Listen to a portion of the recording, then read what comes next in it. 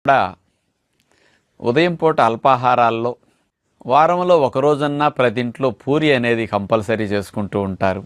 కొంతమంది వారంలో 2 సార్లు పూరీలు చేస్తూ ఉంటారు. ఇక 1-2 సార్లన్నా చపాతీలు కూడా చేస్తూ ఉంటారు.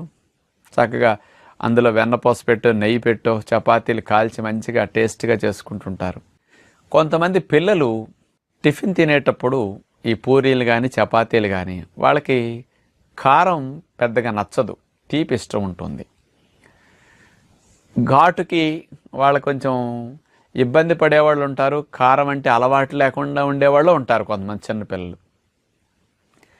ఇలాంటి వాళ్ళు ఏం చేస్తుంటారంటే ఈజీగా పూరీలు కానీ చపాతీని కానీ తినటం కోసం పక్కనే చిన్నప్పటి నుంచి పేరెంట్స్ ఒక అలవాటు చేస్తుంటారు. వాడి కారం అన్నాడు అనుకోండి, మామూలుగా కొంచెం చట్నీయో ఏదైనా సాంబారో ఏదో వెరైటీలు అట్లా కూర పెడతారు కదా, వాడు కొద్దిగా